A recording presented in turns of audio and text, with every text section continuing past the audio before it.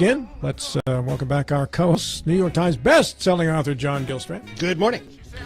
Former member of the House of Delegates, Vietnam War veteran, Mr. John Doyle. Good morning, everybody. Great to have you with us as we go into Yes, it is. Anchor leg of the program here. And he is the State Democratic Party Chairman, Delegate Michael Pushkin. Mike, good morning. Thank you for joining us, sir. Well, good morning. Glad to be here on this first full day of Major League Baseball. That's right. Opening day for my Pittsburgh Pirates. Hope springs eternal. They'll win most of the time when Paul Skeens pitches, and I'm not sure about the rest of the time. We'll see. They're playing the Mets today. They are. That's an early game, right? It is. I look forward to it. Hope I can find some time to catch an inning or two. Yeah, and you get the first week of the MLB streaming package for free every year.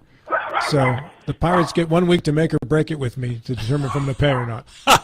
So who's barking in the background, Mike? I'll say my dog's really excited about the first full day of baseball, too.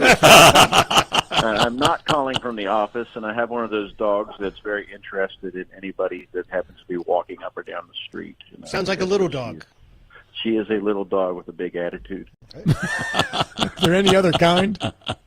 I have a much bigger dog here too, who doesn't share the attitude and doesn't care who's walking up and down the street. Yes, so it's always the little one. Yes, bigger dogs conserve energy. Yes, that's right. The little ones seem to have an enormous amount of it. Yeah. Mike, a scathing release of the Speaker of the House, Roger Hanshaw, yesterday from you, and does that speak for the entire Democratic Party, or was that just you personally? It was a release from the West Virginia Democratic Party, where I was quoted in it. Mm-hmm. But I think it needs to be said. I think there's a huge appearance of impropriety there when we found out just a few short days after the session ended that the Speaker, not just a delegate, not just a member of the House of Delegates, but the Speaker, who was able to appoint committees and set the agenda and determine whether a bill gets taken up or not, and really has John, I'm sure Doyle, former Delegate Doyle, can attest to it. The Speaker has a lot of power. He doesn't have the number 3 plate on his car for nothing. He's very powerful when it comes to setting the agenda and getting things done in the House of Delegates. But we find out just a few short days after the session that the Speaker is representing the company from Delaware that's trying to put a data center in Tucker County, the one in Tucker County. Now, just last year, we passed a bill that stripped away local control from our county commissions, our municipalities, in regulating these data centers. And I'm sure people in your neck of the woods are quite aware of this with the news of this proposed data center in Berkeley County. There's very little that your county commission can do as far as zoning laws or any kind of regulation on this type of facility that's largely going to service other states and put money in the pockets of people in other states. And we find out that the Speaker is representing one of these companies after we pass legislation that benefits these companies. And John Doyle, you can help out with this as well. What are the explicit instructions in regards to the conflict of interest or what have you as it applies to a member of the House of Delegates, the Speaker, and their work in the private sector? This is a 60-day legislative session. You guys are part-time legislators. You have a full-time job otherwise. What are the boundaries in regards to these conflicts? Well, do you want me to jump in first, John? You first. There is precedent that the Speaker is treated differently because the Speaker has a lot more control over what gets taken up and what gets passed. And if you go back to 2012, I believe in 2012, John, you were Deputy Secretary of Revenue then. You weren't in the House in 2012, were you? No, I was in the House in 2012. That was my last year before I retired, and I became. It was about a year later I became Deputy Secretary of Revenue, January 1, 2014. Okay. Well, you did a great job. So I did not run for re-election in 2012, but I was in the House during the year of 2012. Well, we went back, and it was in 2012 we found that then Speaker Thompson, who was also an attorney, sought an opinion from the Ethics Commission in regards to representing one of the teachers' unions. and was told no, on no uncertain terms, absolutely not. The Speaker, we are a part-time legislature, we are a citizen legislature, but the Speaker is held to quite a different standard, and that's what they determined then, that if you even have to ask, no. And even though Speaker Thompson at the time did seek that opinion and respected that opinion, just for asking, there were just scathing editorials in the Charleston Gazette over this, like the fact that he even had to ask about this. So I think at very least, Speaker Hanshaw should have requested an opinion first from the Ethics Commission. If he did, well, we don't know. It's not been any of the articles covering this. His office hasn't responded with any kind of opinion from the Ethics Commission. But, I mean, I think there's no denying that it looks really bad. Yeah, if I could add on to that, the Ethics Commission doesn't is not permitted to say anything binding. What they say is not the rule of law. Their job is, to a very great extent, to advise people about how the courts might rule on something. And the current counsel of the Ethics Commission is a guy named John Elam, with whom I served in the House of Delegates back when the Democrats were in the majority. He's a Republican. He was, in fact, the minority chair on the Judiciary Committee, and he's a really bright person and a really sharp lawyer. And he would be able to say, he would tell the members of the Ethics Commission, here are the standards. You guys got to make the decision about what advice you give, but here are the previous court precedents that would kind of guide you about how to advise someone. And yeah, that is what I think the Speaker should have done. And I will also say, unlike the U.S. Congress and many other state legislatures, the presiding officers of both houses are in complete control. In the U.S. Congress, the Speaker does not appoint all of the committee chairs and does not appoint the majority leader, the majority whip. They are all elected by the caucus, which the Speaker is in. And this is true in a whole lot of state legislatures. Not in West Virginia. The only person elected in the caucus is the Speaker of the House or the Senate President, and from that point on, everybody is appointed by the Speaker or by the Senate President and serves at the will and pleasure of the Speaker or the Senate President. So that's what gives our Speaker and Senate President a humongous amount of power.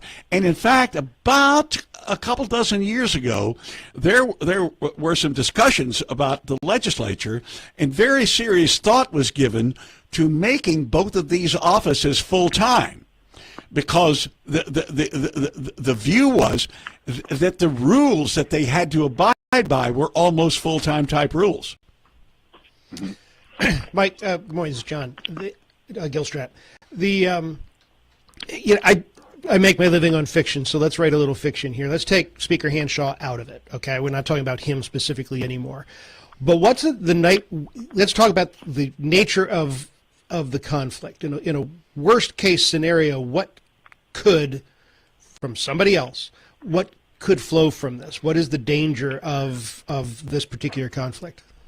Well, the danger is the bill that passed the previous session that takes away all local control from the counties, or if they're planning on going into a municipality, from the municipalities, on any kind of regulation of these types of facilities.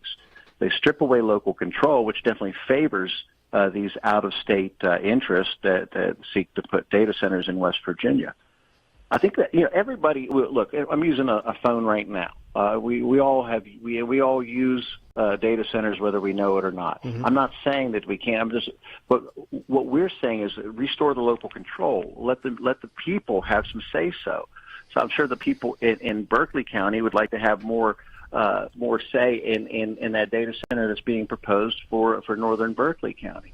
I just found out that they had the public hearing they had was held while the high school basketball team was down here in Charleston playing a game that night. So many members of the community were down here at the tournament when they held the public hearing up there in Berkeley County for that proposed data center. Now the group, their name escapes me right now, the group that Speaker Hanshaw is representing, they're talking about going into Tucker County. Well, the people in Tucker County don't want it. So how are they supposed to feel knowing that one of the most powerful politicians in West Virginia is now being paid to represent this interest that goes against their interest? Or do you feel that they can't feel that they're getting a fair shake, and neither do the people of Berkeley County? So is there, to be clear, is Speaker Hanshaw the lawyer for these people, or is it his firm that has been hired, the firm for which he works has been hired? His 3 lawyers from that firm were on the paperwork. He is one of them. Okay. So he is the lawyer. Yes, he is one of 3. It's not just his firm. He signed it. Okay. Yeah. Have you gotten any feedback from the post that was made by the state's Democratic Party on this issue? Yeah, the vast majority of people agree with us. At very least, it has a huge appearance of impropriety, and it should be addressed.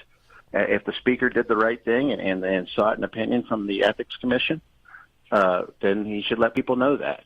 I think at very least that's what needs to happen, at very least. If you mentioned this already and I missed it, my apologies, Mike, but do we know what the timing was on this in regards to the Tucker County announcement and when Speaker Hanshaw became part of that 3-lawyer team representing that data center? The timing was several days after session, but I don't think this client, I don't think anybody would believe that this client magically appeared just a few days after session. There had to have been some talks in works, and there's been no disclosure of that. But the first the first evidence we had that Roger Hanshaw is representing this company was, I believe, on March 16th, which is just a few days after session. Like 2 days after session. Exactly. Yeah, 2 days after session. So I don't think it just happened by accident. So let's put it out there, are you alleging that Speaker Hanshaw was involved with some kind of backroom negotiations with these data centers, and that those negotiations influenced the fast tracking of 2014? I do not know, but that has the appearance of impropriety, and I think that the speaker owes it to the folks in Tucker County and in Berkeley County and all these places where there are proposed data centers where the people are trying to organize against them. I think he owes it to them to disclose more information because it has an appearance of impropriety. I don't think there's any denying that. Our guest is Mike Pushkin, State Democratic Party Chair. John, if you have another comment on this, if not, I'm going to move to another topic. Yeah, just one real quick one, and that is, Mike, you mentioned that that hearing that the county commissioners did at Spring Mills High School, which is right near where this data center is going to go, was held on a night that many fans of Spring Mills High School would have been in Charleston because they were playing in the semis that night, and they won, and they were going to be in the finals on Saturday night. Yeah. Despite that, it's about a 900-seat auditorium, and it was 3/4 full, so there were at least 700 people there. And who knows, if they'd have had it at a different night, they might have had the full 900 seats full. So there is lots of anger about this. Yeah, if there wasn't a scheduling conflict with basketball, it would have been standing room only. And I have to say, full disclosure, I am an alumnus of George Washington High School, and I will just say that the kids from Spring Mill, I was at the championship game. They played a great game. Those kids could shoot. It was a double overtime, but I have to at least say I did go to George Washington. Classic game. They beat us last year, so we won this time. Here Congratulations on a great tournament for Spring Mill. Mike, so I'll take this one right from a text that I just got that says you're not going to ask him about saying repeatedly that our entire Eastern Panhandle delegation defended child abusers. Oh, do you want to talk about that? Yeah, let's get into it, my man. Let's get into it. Yeah, what do you got? Please. I think that everything that happened during the session was overshadowed by what literally happened in the 11th hour of session when Speaker Hanshaw held Rayleigh's law, a bill that had the Senate had amended Rayleigh's law into an education bill, and they received it. We know that they received that message from the Senate early in the day on the last day, and then literally in the 11th hour after 11 p.m. when it's finally taken up, there was a group of Republicans that filibustered that bill and slow-rolled other legislation in order to kill that bill.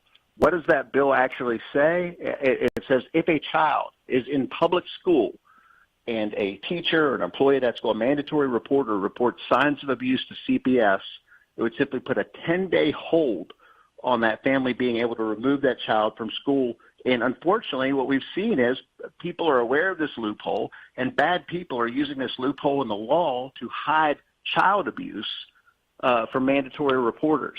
That bill it brings up a lot of emotion because you're talking about protecting children.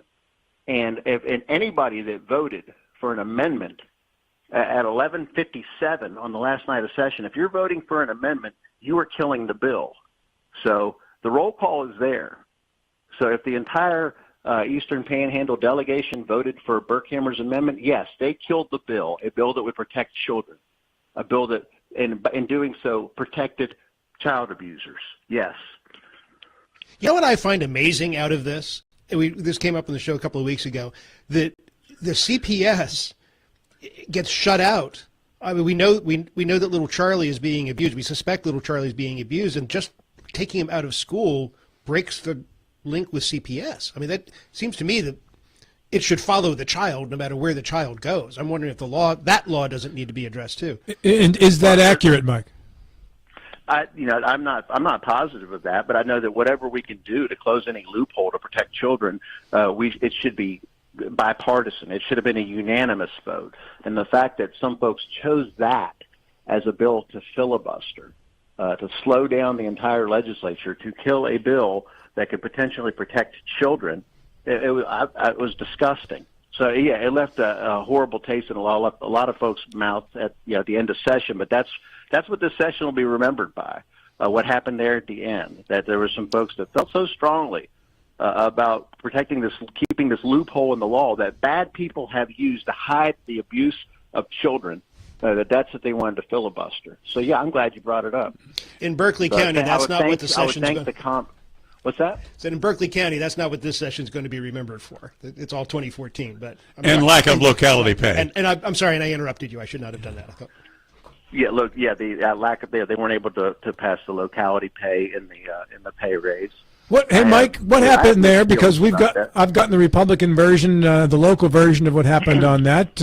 What was your version of what happened that final night with locality pay? There wasn't an agreement between the House and the Senate on it, so they pulled it out. So they were able to pass some sort of pay raise, as small as it was. It just barely offsets the PEIA increases. But there was some talk of locality pay, and I'm not completely closed to. I think that what we need to do is find a way to give counties more flexibility on that, and whether that requires a vote to change the Constitution, I'm not sure what we need to do, but I think we do need to give counties more flexibility because there are different needs in different parts of the state. We have many different regions of the state that have different needs. So I'm open to the discussion, but I think at the last minute it failed because there just wasn't an agreement on it, from what I understand. Why, no matter which party is in power in this state, why do the parties so hate giving counties more control of their own money? You'd have to ask somebody I'm for giving the counties more control. When the Democrats were in control, John Doyle, they would not give up much power to the local county. That is correct. I was an outlier within the Democratic Party for almost all the time. For the 22 years that we were in the majority that I was in, I was the outlier saying, this state is the most varied state in the union with a population of less than 7 million people. We really have to have more local decision-making authority. And the Democrats would all say, oh, no. Everything got to be done in Charleston. And the Republicans were saying, as soon as we take over, there's going to be more local control. And, of course, now everybody's turned around. I guess it's because, power corrupts and absolute power corrupts. Lord Acton, yes. Yeah, so, I would say now I am for more local control. I'm for local control when it comes to regulating these data centers. I'm for more local control when it comes to how we are paying our county employees and our teachers. I'm always going to come down on the side of more local control, and you can hold me to it. When we're in the majority, I'll still be of that opinion. So you can have me back on when we're in the majority, and I will be consistent on that. Okay. Well, here's the thing: Democrats have fared pretty well in off-year elections, and a lady won Trump's home district in Florida recently as well. Turned that one around. I think that's the 27th seat that's been flipped, and you still have midterms coming up. What are you expecting there, Mike? I've got a minute left, by the way. We're noticing everything that's going on. All these special elections have gone in the favor of Democrats. I think about 90% of them have. And yeah, we just won a House seat that includes Mar-a-Lago, so that's noteworthy. We have great candidates, and we worked very hard to recruit a great slate of candidates, and a lot of great candidates just came out of the woodwork because people are upset with the way government is being run right now. From the long lines at the airports to the high gas prices, everybody seems to be very upset with the way things are being run right now. So I do like our chances, and I think that we're going to surprise some folks come November. While the Republicans are focused on infighting and primarying each other, we were focused on putting great candidates up and giving the voters good choices. And I found it really enlightening that President Trump voted in that election by mail, even though he spent the weekend at Mar-a-Lago at a time when early voting was open. Yeah, and he's tying the TSA funding to this bill that would 5 seconds. The way he voting by mail, and so I think that most people see through that. He wants to tie this SAVE Act to TSA funding. I gotta go, Mike. Thank you for your time, sir. I just hope everybody has safe travels. See you, buddy.